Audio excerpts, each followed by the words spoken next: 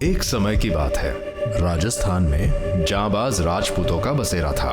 उनका एक ही मकसद था, अपनी इज्जत और एक शान की लड़ाई। राजपूतों में सबसे आगे थे चित्तौड़ के राजपूत, जिन्होंने मिसाल कायम की। चाहे बहादुरी हो चाहे बलिदान, ये दोनों में आगे थे। 18वीं सदी में इन्होंने अपनी धरती को दुश्मनों से बचाने के लिए बहुत बार हथियार उठाए।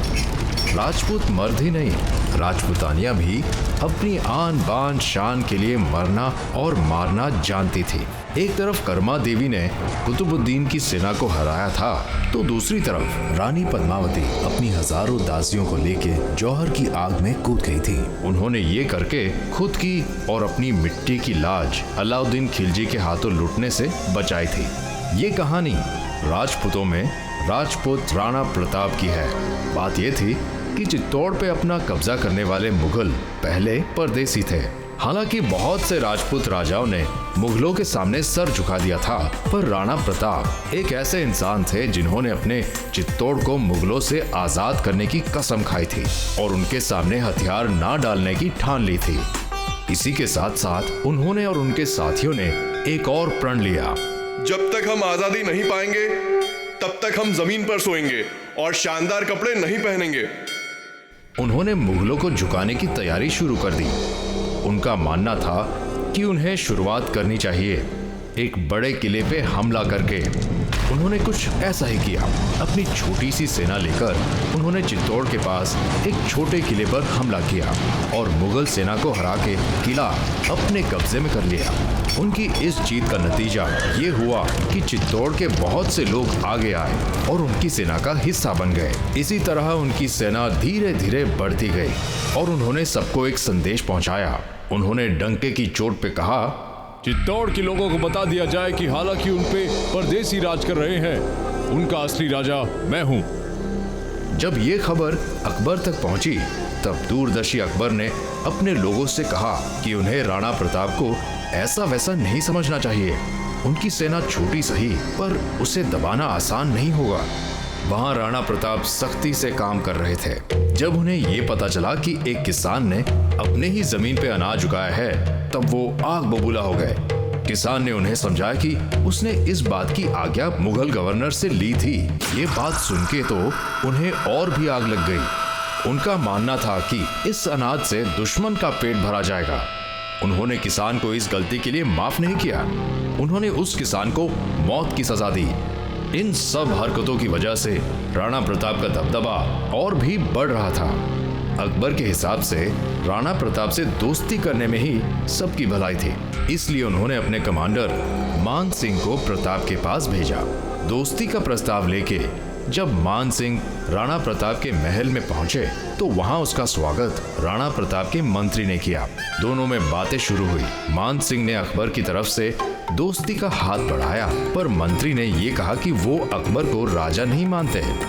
वो तो एक परदेसी है जो जबरदस्ती राज करने की कोशिश कर रहा है। इतने में राणा प्रताप खुद आ गए। उन्होंने मान सिंह को खाना खाने के लिए कहा, पर साथ में ये भी कह दिया कि वो उसके साथ नहीं खा सकते, क्योंकि उसने अपना ईमान और देश की इज्जत दुश्मनों के हाथ बेच दी है। मान सिंह ने इस बात को अपनी बेइज्जती समझा और गुस्से में लाल पीला होके राणा प्रताप से कहा, मैं एक दोस्त की तरह आया और तुमने मेरी बेइज्जती कर दी। तुम्हें इसकी कीमत चुकानी पड़ेगी। बस यहीं से हुई हल्दी घाटी की लड़ाई की शुरुआत। हल्दी घाटी की लड़ाई कुछ इस तरह हुई। मान सिंह और राजकुमार सलीम एक विशाल सेना को लेकर निकले।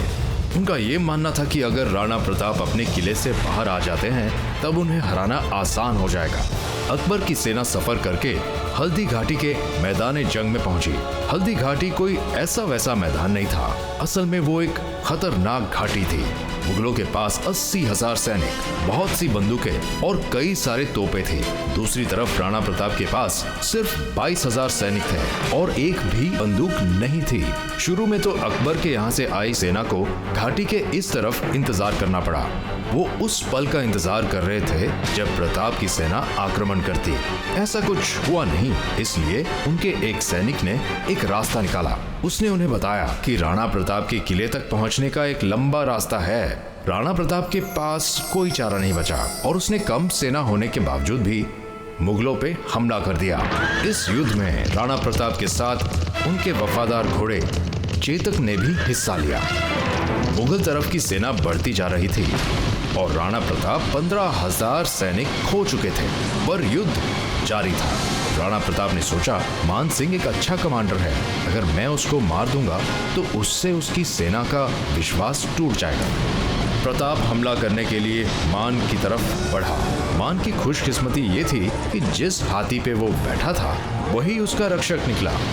जैसे ही राणा प्रताप ने भाला उसकी तरफ फेंका, हाथी अपने जगह से हिल गया और मान सिंह की जान बच गई। प्रताप को दुश्मनों ने घेर ही लिया था जब उनके एक खास माना ने अपना दिमाग चलाया और प्रताप का हेलमेट पहन लिया।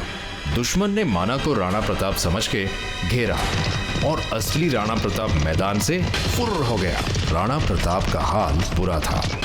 अब वो अपने परिवार के साथ जंगल जंगल भटक रहे थे, रस भरियां जड्डे और सूखी रोटियां तोड़ रहे थे। कुछ समय बाद वो तंग आ गए और उन्होंने अकबर से समझौता करने की सोची और उन्हें एक चिट्ठी लिखी। ये चिट्ठी पढ़कर बादशाह अकबर का सीना चौड़ा हो गया, लेकिन उनके एक दरबार के एक कवि पृथ्वीराज, जो कि राणा से मन ही मन बहुत प्रभावित थे, को ये बात बहुत अखड़ी। उसने वापस राणा प्रताप को एक पत्र भेजा जिसमें उन्होंने लिखा, सिर्फ तुम ही हो जो राजपूतों की इज्जत बचा सकते हो। अगर हम अकबर को अपना राजा मान ले तो शायद सूरज पश्चिम से निकल आए। राणा प्रताप के दिल पे इस बात का बहुत असर हुआ, इसलिए जब अकबर की सेना उन्हें जंगल में लेने के लिए पहुंची तो उन्होंने आने से इनकार कर दिया। फिर क्या था, सेना ने उन पे हमला किया। वो वापस लड़े, उनकी सारी राजपूत सेना खत्म हो गई और जिस समय उन्हें मुगल अपने कब्जे में लेने ही वाले थे, एक चमत्कार हुआ।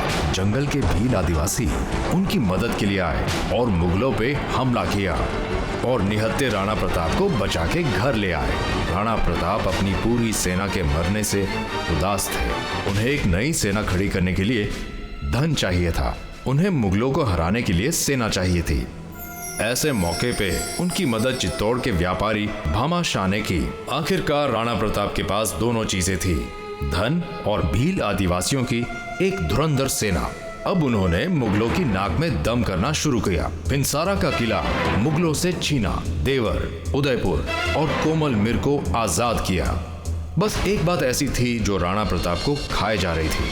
वो 20 साल लड़ने के बाद भी चित्तौड़ को मुगल राज के चंगुल से बचा नहीं पाए थे। यही गम लेके एक दिन उन्होंने दम तोड़ दिया। मैं कितना बदकिस्मत हूँ कि मैं अपनी मातृभूमि चित्तौड़ को आजाद नहीं कर पाया।